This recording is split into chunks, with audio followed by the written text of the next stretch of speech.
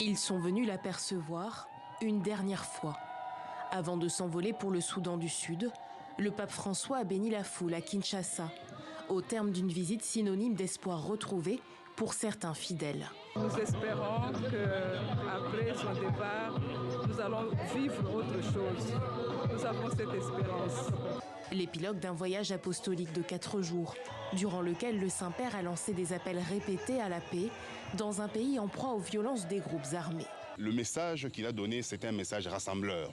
Ce n'était pas un message de division, mais un message de rassembleur, un message qui nous fait voir, nous tous, vers la même direction, pour l'intérêt du Congo. Et je pense que ça, c'est un des éléments forts que nous allons retenir de ce passage du pape François dans notre pays.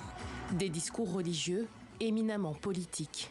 Colonialisme économique, tribalisme, régionalisme, corruption.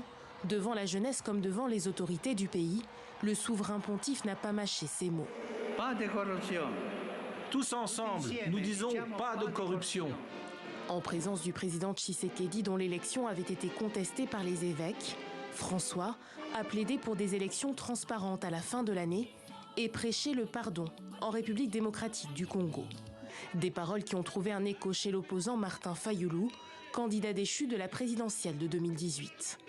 Je remercie le pape François d'avoir éclairé le monde sur la situation sécuritaire, sociale et politique de la RDC. J'ai accordé le pardon à ceux qui ont volé la victoire du peuple. Le souhait, ce serait qu'après le pape, qu'il y ait quand même un déclic et des gestes qui permettent de renforcer cette volonté de travailler ensemble vers un processus apaisé. Une visite symbolique, 37 ans après celle de Jean-Paul II en République démocratique du Congo, qui a également permis au pape François de confirmer le poids politique de l'Église catholique.